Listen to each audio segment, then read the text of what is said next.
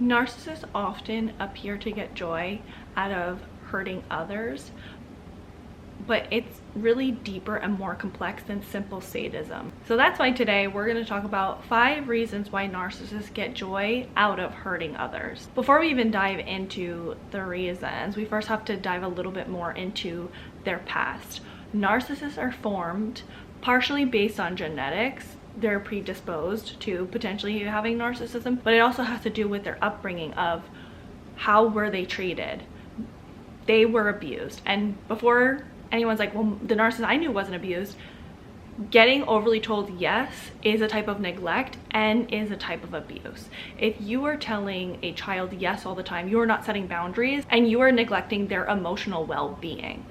So they were abused, whether it was physical, verbal, emotional, or they were neglected in some sort of way, even being overly enabled. You could have narcissists that were enabled and they also were verbally, emotionally, and physically abused. They could have been emotionally abused. They could have just been physically abused. They dealt with some sort of abuse that caused them to then become a narcissist. So when they deal with this type of abuse, they generally get stuck at the age they were abused at. And this affects a lot of how their brain is developed. If you are someone who grows up with abuse, your survival instinct part of your brain is enhanced and the cognitive part of your brain is shrunk. And when the part of your brain that is more geared towards the survival and the instinct is enhanced, that means you are more likely to be emotionally dysregulated, be more on fight or flight, be more stressed out individual versus someone that didn't have a unhealthy upbringing where it's balanced and they're able to emotionally regulate and they're able to think things through more logically. And not only that, but studies have shown that parts of their brain are missing and lacking that empathy, because empathy is more in that cognitive part of your brain. So that explains a little bit of why they became that way. Now, why do they enjoy hurting others? 1, power and control equals safety.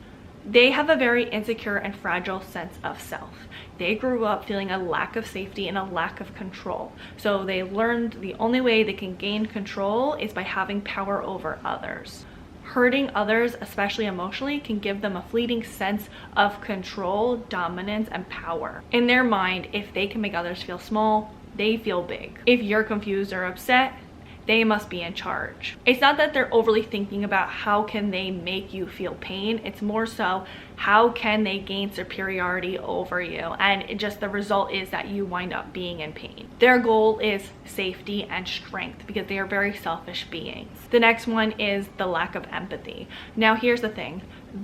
Covert narcissists have the ability to make it appear that they have empathy, but in reality it's what I call selective empathy. So they may have empathy for like dogs or maybe another person that they barely know, but they don't have genuine empathy when it comes to their loved ones. And I won't even say their loved ones, the people that are in their inner circle rather. They can logically understand someone is hurt, but they don't feel that pain of others. This is what's called cognitive empathy. So this disconnect means that they don't fully understand the impact of their words or their actions on others, and this is a lot have to do with their selfishness, that they're thinking about me, and they can't put themselves in other people's shoes. Or in more malignant type narcissism, they may see you're in pain, but they just see it as they hit a nerve rather than, oh, this is something that I should stop doing. So when they appear to get off to hurting you, it's not more so that you feeling the pain that they like, it's more so the reaction that they're getting. The reaction gives them a type of validation and it makes them feel good, like I was capable of creating this reaction. Number 3, projection and inner rage. Because a lot of narcissists carry deep emotional wounds from their childhood, and it's often revolving around shame, neglect, or abuse, they will project this onto others, especially because they have never taken the time to heal those wounds and they don't have the capability or the ability to self-reflect to see that these are wounds that they need to heal. They do this very subconsciously, but how they release their pain is by hurting other people. This is where the term hurt people. So they're projecting their pain onto other people to release it in some sort of way, but it's not actually getting released. It's just this sick, twisted cycle that continues on. It's this feeling of sense of I have to suffer deeply then others should too. They see the world in a very dark, negative lens, even if they pretend that they are positive or happy people, which generally happens a lot. A lot of narcissists will put on this facade that like they're good and everyone else is the problem. It's generally, their cruelty comes from their unhealed wounds that they never were processed and they never will be able to process, from their lack of being able to identify what has happened. I've seen it happen in both ways with narcissists, where they either say they had a good childhood and they actually didn't, or they overemphasize about how terrible their childhood was and that they're acting better than their parents did. 4 is validation through dominance. Narcissists feel validated only when they are above others, and this generally comes from they have deep insecurity. So narcissists may appear like they have a grandiose sense of self, but it's an overcompensation for the fact that they actually feel really low about themselves. They are shelves of people. They don't have a genuine, authentic self. They are their ego.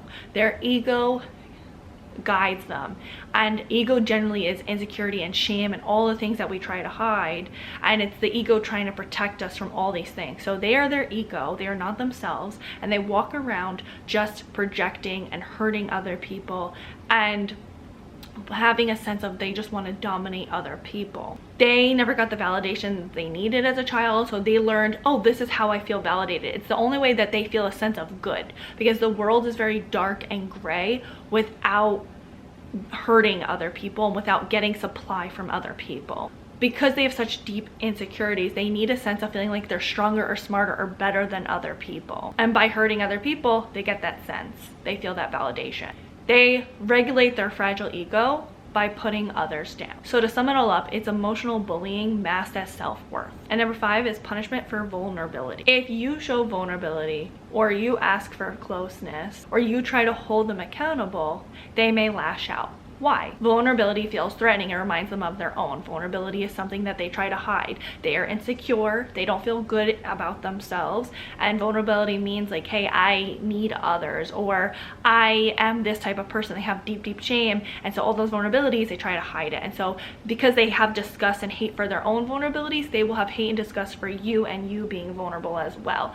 They see people who are vulnerable as weak and as great targets. To reestablish some emotional control, they will punish you for showing some type of vulnerability. They may make fun of you, they may shame you, they may give you silent treatment. It's a defense mechanism on overdrive that seems cruel. In reality, they hurt you because it's an ego boost to them. It's a defense against their own pain. And it's a way for them to feel powerful because they feel very weak inside and they feel very fragile themselves. Understanding this can help you, because then you can see, okay, it's not me, and I'm not actually doing anything to deserve this, because you definitely are not.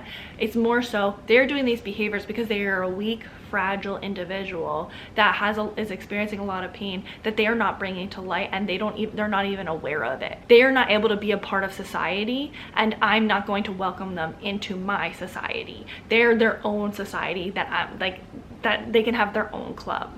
So what do you guys think? Leave it all in the comments below, and please don't forget to like, comment, subscribe, and share with someone you think may need it. Until next time, thanks for watching. Bye guys.